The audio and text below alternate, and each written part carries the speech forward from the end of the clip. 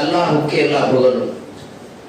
அல்லாஹ் சுப்ஹானஹு வ தஆலா நம்மை முஸ்லிமாக பிறக்க செய்து முஹம்மது நபி ஸல்லல்லாஹு அலைஹி வஸல்லம் அவர்களுடைய சமுதாயத்தில் பிறக்க செய்து கலிமத்து தௌஹீத் ஷஹாதா அல்லா இலாஹ இல்லல்லாஹ் வ அஷ்ஹது அன்ன முஹம்மதர் ரசூலுல்லாஹ் என்ற கலிமாவை படிக்கக்கூடிய இந்த தௌஃபீகை, இந்த வாக்கியத்தை கொடுத்த அந்த ஏக இறைவன் அல்லாஹ்வுக்கு எல்லா புகழும். அல்லாஹ்வுடைய கிருபை இல்லை என்று சொன்னால் இன்று 800 கோடி மக்கள் முஸ்லிம்கள், 800 கோடி மக்கள் இந்த உலகத்தில் வாழ்ந்து கொண்டிருக்கிறார்கள். ஆனால் அந்த 800 கோடி மக்களில் அல்லாஹ் எனக்கும் உங்களுக்கும் தான் அல்லாஹ்வை நினைவு கூறக்கூடிய, அல்லாஹ்வை இபாதத் செய்கின்ற அந்த பாக்கியத்தை அல்லாஹ் எமக்கும் நமக்கும், அல்லாஹ் எனக்கும் உங்களுக்கும் அல்லாஹ் கொடுத்தார். அருமை சகோதரர்களே, பெரியவர்களே, தாய்மார்களே, நாம் இப்போது பள்ளிவாசலில் இருந்து சில மார்க்க விஷயங்களை, சில நல்ல விஷயங்களை, மார்க்க கல்வியை கற்றுக்கொள்வதற்காக வந்திருக்கிறோம். இது எவ்வளவு பெரிய நன்மை என்று தெரியுமா? இதை நாங்கள் சாதாரணமாக எடுத்துக்கொள்கிறோம். பள்ளிவாசலிலே அமர்ந்து, பள்ளிவாசலிலே உட்கார்ந்து அல்லாஹ்வும் அவருடைய தூதர் ஸல்லல்லாஹு அலைஹி வஸல்லம் அவர்களை பற்றி பேசுவதற்கும் அவர்களை பற்றி கேட்பதற்கும் அந்த பாக்கியம் கிடைக்கிறது என்று சொன்னால் அல்லாஹ் நமக்கு கொடுத்த மிகப்பெரிய பாக்கியம். அல்லாஹ்வின் தூதர் முஹம்மது நபி ஸல்லல்லாஹு அலைஹி வஸல்லம் கூறுகிறார்கள், சஹீஹான ஹதீஸ், திர்மிதியில் வரக்கூடிய ஹதீஸ், கவனமாக கேளுங்கள். யாரெல்லாம் பள்ளிவாசலுக்கு ஒரு நோக்கம் இல்லாமல் வருகிறார்களோ, பள்ளிவாசலுக்கு வரக்கூடிய நன்மையை அறியாமல் வருகிறார்களோ, அவர்களுக்கு இந்த செய்தி கண்டிப்பாக போய் சேர வேண்டும். அல்லாஹ்வின் தூதர் சொன்னார்கள், எவர் ஒருவர் பள்ளிவாசலுக்கு கைரை, நல்லதை கற்றுக்கொள்வதற்காகவோ அல்லது கற்றுக் கொடுப்பதற்காகவோ வருகிறார்களோ, வந்து அமர்கிறார்களோ, அல்லாஹ் அவனுடைய தூதரை பற்றி பேசிக் கொண்டு அவர்களை பற்றி கேட்டுக் கொண்டிருக்கிறார்களோ, இவர்களுக்கு அல்லாஹ் சுப்ஹானஹு வ தஆலா சொல்லக்கூடிய, அல்லாஹ் அவர்களுக்கு கொடுக்கக்கூடிய சிறப்பு என்ன என்று சொன்னால், அல்லாஹ் அவர்களுடைய நன்மை எவ்வளவு கொடுப்பான்?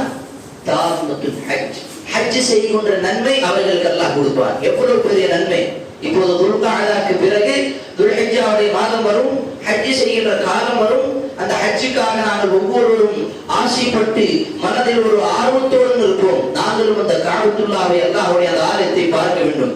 ஆனால் அந்த ஆலயத்திற்கு செய்கின்ற அந்த நன்மையை, அந்த ஹஜ்ஜுக்கு செய்கின்ற அந்த நன்மையை அல்லாஹ் சுப்ஹானஹு வ தஆலா சாதாரணமாக அல்லாஹ்வுடைய பள்ளியிலே உட்கார்ந்து அல்லாஹ்வை பற்றி, அவருடைய தூதரை பற்றி கேட்கக்கூடிய, பேசக்கூடிய பாக்கியம் தந்து விட்டான் என்று சொன்னால் அந்த நன்மை நமக்கு கிடைக்கும். அருமை சகோதரிகளே, புரியவர்களே, இப்போது வருகின்ற காலம் துல்ஹிஜ்ஜாவுடைய மாதம், இஸ்லாமிய மாதங்களில் கடைசி மாதம் துல்ஹிஜ். துல்ஹிஜ்ஜாவுடைய மாதத்தில் நம்ம எல்லோருக்கும் தெரியும், ஆரம்ப 10 நாட்களில் எவ்வளவு நன்மை இருக்கிறது. அத்துணை இபாதத்துகளும் ஒன்று சேர்க்கப்படுகிறது. தொழுகையிலிருந்து, ஜகாத்திலிருந்து, ஹஜ்ஜிலிருந்து, நோன்பிலிருந்து எல்லா நன்மைகளும், நஃபிலாக இருந்தாலும் ஃபர்லாக இருந்தாலும் எல்லா நன்மைகளும் அந்த 10 நாட்களில் அல்லாஹ் சுப்ஹானஹு வ தஆலா ஒன்று சேர்த்து இந்த முஸ்லிம் சமுதாயத்திற்கு மிகப்பெரிய ஒரு அருட்கொடையாக கொடுத்திருக்கிறார். இந்த 10 நாட்களில் அல்லாஹ் சுப்ஹானஹு வ தஆலா எப்படி கூறுகின்றான்? வல் ஃபஜ்ர் வலயாலின் அஷ்ர் வஷ்ஷஃபஇ வல் வத்ர். அப்ப இந்த 10 நாட்கள் மிக சிறந்த நாட்களில் ஒன்றாக இருக்கிறது. நினைத்துக்குரியவர்களே, பெரியவர்களே, இந்த 10 நாட்களில் நாங்கள் மிக முக்கியமாக செய்கின்ற ஒரு அமல் என்ன? குர்பானி. குர்பானி செய்கின்றோம்.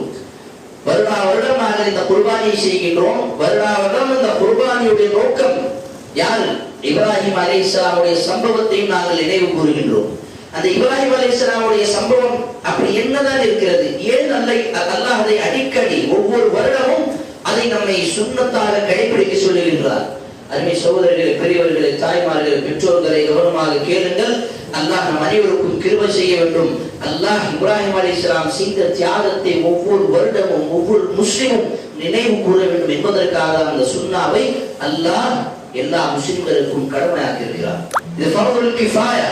ஒவ்வொரு முஸ்லிமும் கட்டாயமாக தனக்கு ஏற்ப அளவுக்கு அவன் செய்தே ஆகணும். அவனுக்கு ஒரு மாடு வாங்க முடியவில்லை, ஒரு ஆடு வாங்க முடியவில்லை என்று சொன்னால் ஒரு மாட்டுடைய பங்காவது அந்த மனிதன், ஒரு முஸ்லிம் வாங்க வேண்டும். ஏன்? இந்த இப்ராஹிம் அலைஹிஸ்ஸலாமுடைய சுன்னாவை ஒருபோதும் மறக்க கூடாது. இப்ராஹிம் அலைஹிஸ்ஸலாமுடைய சுன்னா எப்படிப்பட்ட சுன்னா? நம்ம எல்லோருக்கும் தெரியும். தில்ஹிஜ்ஜாவுடைய மாதம் தான் இப்ராஹிம் அலைஹிஸ்ஸலாம் அவருடைய சம்பவங்கள் நாங்கள் ஒவ்வொரு ஹுத்பாவிலும் கேட்கிறோம். அவர்களுடைய சம்பவத்தை நாங்கள் படிக்கின்றோம். ஆனாலும் அல்லாஹ் நமக்கு கொடுத்த இந்த மிகப்பெரிய ஒரு அருட்கொடை இந்த உயிர், இந்த உயிருக்காக அல்லாஹ் சுப்ஹானஹு வ தஆலா இப்ராஹிம் அலைஹிஸ்ஸலாம் அவர்களை அந்த உயிரை கொண்டு சோதித்தார். தனக்கு பிடித்த உயிரை கொண்டு சோதித்தார். அதனால் தான் இப்ராஹிம் அலைஹிஸ்ஸலாம் எல்லா சோதனைகளும் வெற்றி பெற்றார்கள். وَإِذِ ابْتَلَى إِبْرَاهِيمَ رَبُّهُ بِكَلِمَاتٍ فَأَتَمَّهُنَّ. அல்லாஹ் சுப்ஹானஹு வ தஆலா சூரத்துல் பக்ராவில் எவ்வளவு அழகாக சொல்லியிருக்கிறார்.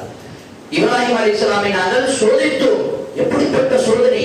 பலாகுன் அதீம், மிகப்பெரிய சோதனைகள், சாதாரணமான சோதனைகள் அல்ல. சகோதரர்களே, பெரியவர்களே, சிறிது நேரம் சிந்தித்து பாருங்கள். யாருக்கு குழந்தை வாக்கியம் இல்லையோ அவர்களுக்கு தெரியும் இந்த வலி, இந்த வேதனை. இப்ராஹிம் அலைஹிஸ்ஸலாமுக்கு பிள்ளை வாக்கியம் கிடையாது. ஆரம்ப காலகட்டத்தில் பிள்ளைக்காக அல்லாஹ்விடம் பிரார்த்தனை செய்கிறார்கள். குர்ஆனிலே அந்த பிரார்த்தனை பதிவிடுகிறது. ரப்பி ஹப்லி மினஸ் ஸாலிஹீன். யா அல்லாஹ், எனக்கு ஒரு நல்ல சாலிஹான வாரிசை கொடு, நல்ல மகனை கொடு, நல்ல வாரிசை கொடு. ரப்பி ஹப்லி மினஸ் ஸாலிஹீன். எனக்கு கொடுக்கக்கூடிய அந்த பிள்ளை சாலிஹான பிள்ளையாக இருக்க வேண்டும். இது நம்மளுடைய துஆவாக இருந்தால் எப்படி இருக்கும்? யா அல்லாஹ், எனக்கு பிள்ளையை கொடு. எப்படி கேட்போம்? யா அல்லாஹ், எனக்கு பிள்ளையை கொடு. ஆனால் இப்ராஹிம் அலைஹிஸ்ஸலாம் ஒரு நபி, ஒரு இறை தூதர், அல்லாஹ்வுடைய ஒரு நேசர், என்ன பிரார்த்தனை செய்கிறார்? எனக்கு கொடுக்கக்கூடிய பிள்ளையும் அல்லாஹ்வை நினைவு கூறக்கூடிய சாலிஹான பிள்ளையாக இருக்க வேண்டும். ரப்பி ஹப்லி மினஸ் ஸாலிஹீன் என்ற துஆவை இப்ராஹிம் அலைஹிஸ்ஸலாம் அடிக்கடி கேட்டார்கள். அல்லாஹ் அவர்களுக்கு 80 வயதில், இமாம் இப்னு கஸீர் ரஹ்மத்துல்லாஹி அவர்கள் பதிவு செய்கிறார்கள், 80 வயதில் அவர்களுக்கு ஒரு பிள்ளை பாக்கியம் கிடைக்கிறது. அல்லாஹ் அவர்களுக்கு இஸ்மாயில் அலைஹிஸ்ஸலாம் என்ற மிகப்பெரிய ஒரு அருட்கொடை அல்லாஹ் அவர்களுக்கு கொடுக்கின்றார். இஸ்மாயில் அலைஹிஸ்ஸலாம் அவர்களுக்கு கிடைத்த பிறகு அல்லாஹ் அவர்களுக்கு இரண்டாவது பிள்ளையை கொடுக்கின்றார், இஸ்ஹாக் அலைஹிஸ்ஸலாம். முதல் பிள்ளை இஸ்மாயில் அலைஹிஸ்ஸலாம் இரண்டாவது மணியிலிருந்து பிறந்த அவர்களுடைய பிள்ளை. முதல் பிள்ளை இஸ்மாயில் அலைஹிஸ்ஸலாம், இரண்டாவது மணியிலிருந்து பிறந்தவர்கள். இரண்டாவது பிள்ளை இஸ்ஹாக் அலைஹிஸ்ஸலாம், முதலாவது மணியிலிருந்து பிறந்தவர்கள். சொல்லக்கூடிய நோக்கம் என்ன என்று சொன்னால், சகோதரர்களே, பெரியவர்களே, இப்ராஹிம் அலைஹிஸ்ஸலாம் அவர்களுக்கு எந்தெந்த சோதனைகள் வந்தாலும் அந்த நேரத்தில் அவர்கள் உறுதியாக இருந்தார்கள். இந்த 80 வயதுக்கு பிறகு அவர்களுக்கு கிடைத்த அந்த பிள்ளையை அல்லாஹ் கனவில் அவர்களுக்கு வழியாக என்ன சொல்லுகின்றான்? அந்த பிள்ளையை அறுத்து பலியிடுங்கள், குர்பானி செய்யுங்கள். அல்லாஹ் என்ன சோதிக்கிறான்? சகோதரர்களே, பெரியவர்களே, கவனமாக கேளுங்கள். அல்லாஹ் சோதிக்கின்றான் இறைத்தூதர் இப்ராஹிம் அலைஹிஸ்ஸலாம் அவர்களை 80 வயது பிறகு கொடுத்த பிள்ளை மீது அதிகமாக அன்பு இருக்கிறதா, அல்லது அந்த பிள்ளை கொடுத்த அந்த இறைவன் மீது அதிகமாக அன்பு இருக்கிறதா? அதுதான் அந்த சோதனை. 80 வயதுக்கு பிறகும் அல்லாஹ் கொடுத்த அந்த பிள்ளையை அறுத்து பலியிடுவதற்காக தன்னுடைய பிள்ளையிடம் சொன்ன பொழுது அவர்களுடைய பிள்ளை சாலிஹான பிள்ளை என்பதன் காரணமாக தான் அவர்கள் சொன்னார்கள், ஃபன்துர் மாதா தரா. சுப்ஹானல்லாஹ். சாலிஹான பிள்ளை கிடைச்சதனால தான் இந்த பதில் வந்தது. சகோதரர்களே, பெரியவர்களே, பெற்றோர்களே, அப்ப இப்ராஹிம் அலைஹிஸ்ஸலாம் செய்த துஆவை அல்லாஹ் அவர்களுடைய கண்களுக்கு முன்னால் காண்கின்றார். அவர்கள் சாலிஹான பிள்ளையாக இருந்தார்கள்.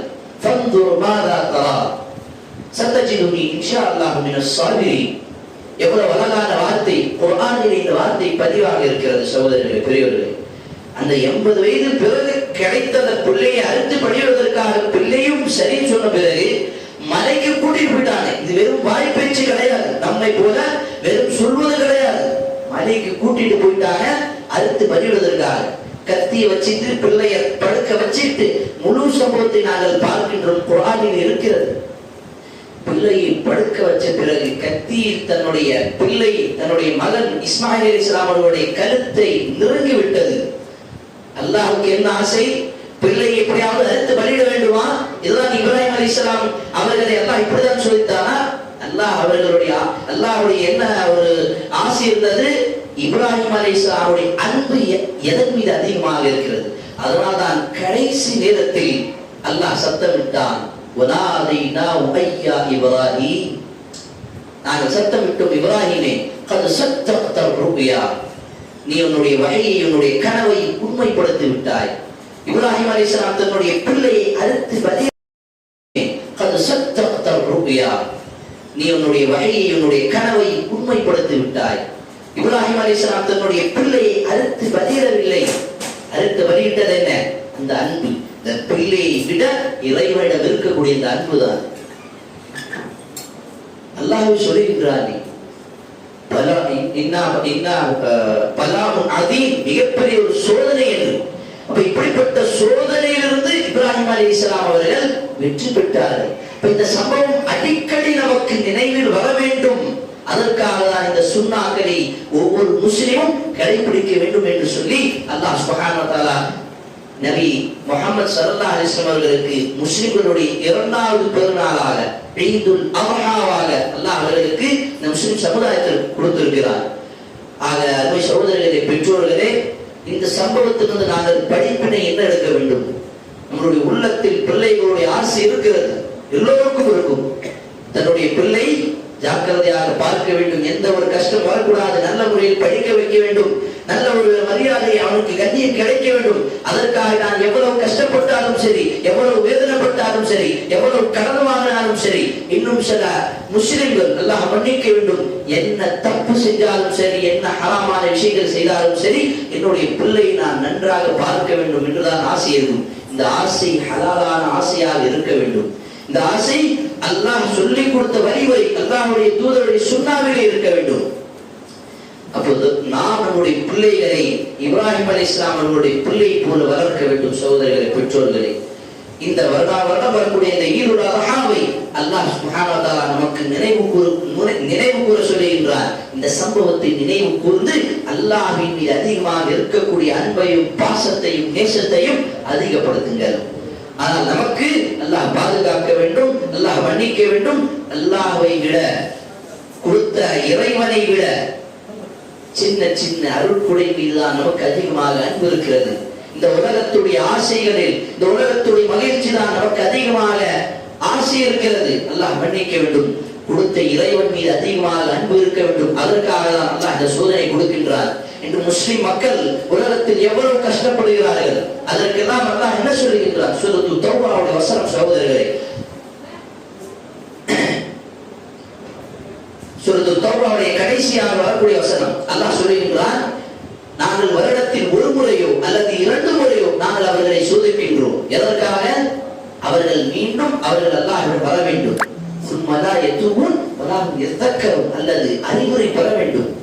அல்லாஹ் சோதனை கொடுக்கக்கூடிய காரணமே அல்லாஹ்வை விட்டு மறந்து விட்டீர்களே, அல்லாஹ்வின் பக்கம் வாருங்கள். அல்லாஹ் எப்படியெல்லாம் சோதிப்பார்? பலவிதமான கஷ்டங்கள், பலவிதமான சோதனைகள்.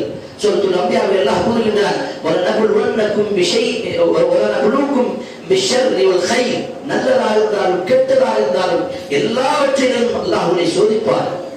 இன்னொரு விஷயம், இன்னொரு ஒரு செய்தி சூரத்துல் பக்ராவில் அல்லாஹ் கூறுகின்றார், வலனபுலுவன்னகும் பிஷைஇன் மினல் கௌஃப், விதவிதமான சோதனைகள், பயத்தை கொண்டு அல்லாஹ் சோதிப்பான்.